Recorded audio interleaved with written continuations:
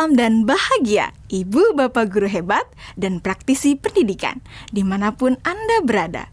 Kali ini, Ibu Bapak akan melihat contoh situasi pembelajaran di sebuah kelas tingkat sekolah dasar yang menerapkan pembelajaran berdiferensiasi. Mari kita saksikan bersama-sama.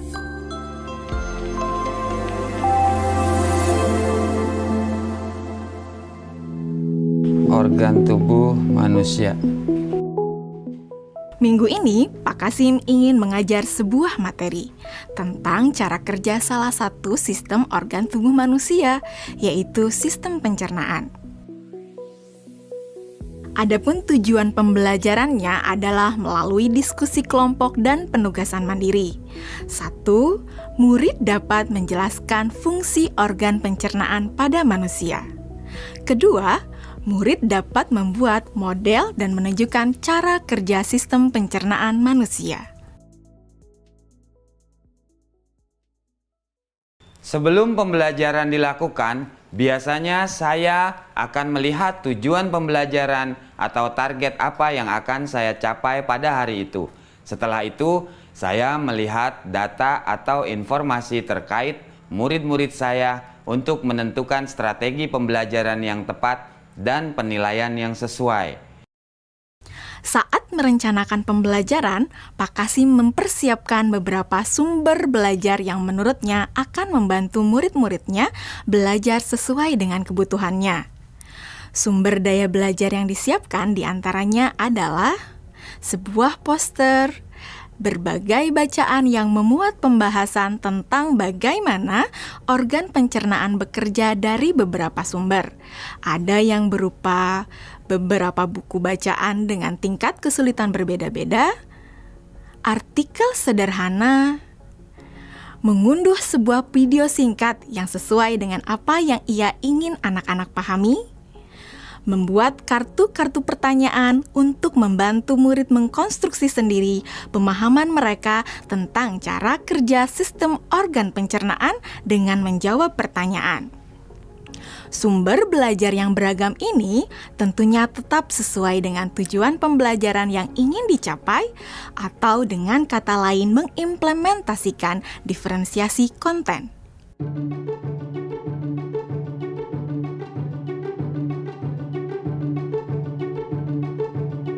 Setelah semua sumber materi yang beragam disiapkan, saya mempersiapkan daftar kegiatan lengkap dengan instruksinya. Misalnya, membaca buku atau artikel dan lain sebagainya, mengamati poster, mendiskusikannya, dan kemudian membuat ringkasan untuk menunjukkan pemahaman tentang isi poster tersebut. Menjawab kartu-kartu pertanyaan. Aktivitas-aktivitas tersebut walaupun berbeda-beda, namun semuanya bertujuan agar murid memahami cara kerja sistem pencernaan. Assalamualaikum. Bagaimana kabar kalian? Waalaikumsalam. Baik, Pak. Hari ini kita akan mempelajari tentang sistem pencernaan manusia. Saya, Pak. Di awal pembelajaran, Pak Kasim memberikan penjelasan kepada semua murid yang ada di kelasnya tentang tujuan pembelajaran dan konsep kunci yang ia ingin anak-anak kuasai.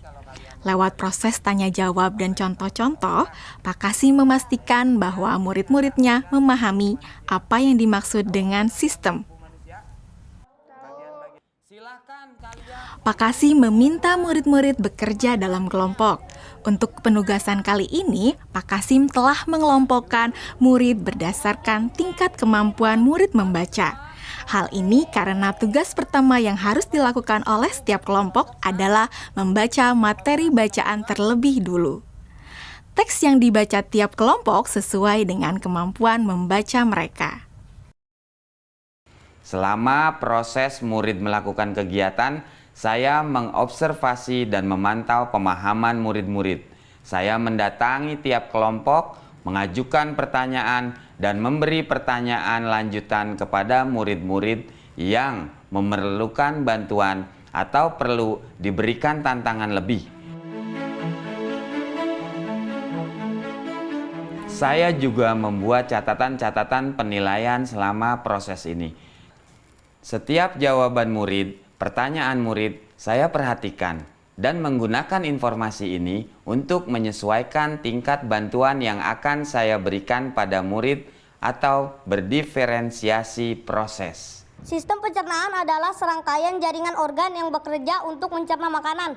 Organ pencernaan antara lain meliputi mulut, kerongkongan, lambung, usus kecil, usus besar, rektum, anus.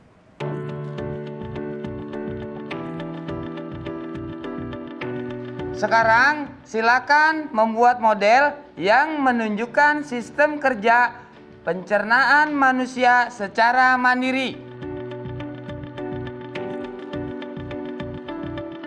Selama proses murid-murid membuat model sistem pencernaan, Pak Kasim berkeliling melihat pekerjaan murid untuk mengetahui sejauh mana pemahaman murid.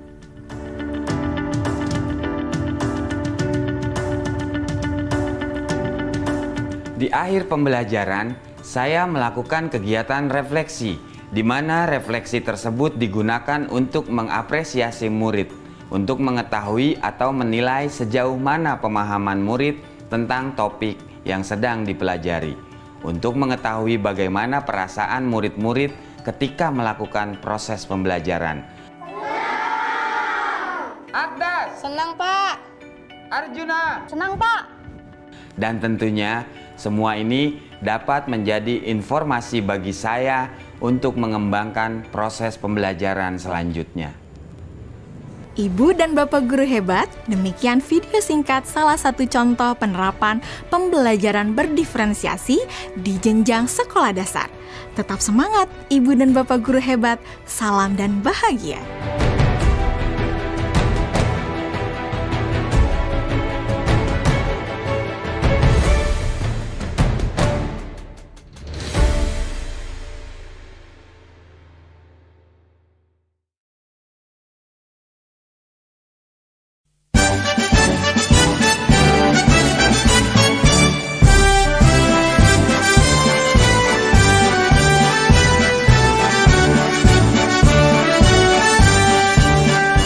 Bulatkan tekad, kuatkan hati, negeri ini memanggilmu kawan. Belajar bergerak berbagi untuk negeri, guru penggerak majukan pendidikan. Guru penggerak menghamba pada murid, kreatif rancang pembelajaran. Hargai potensi, tingkatkan prestasi, lahirkan profil pelajar Pancasila. Belajar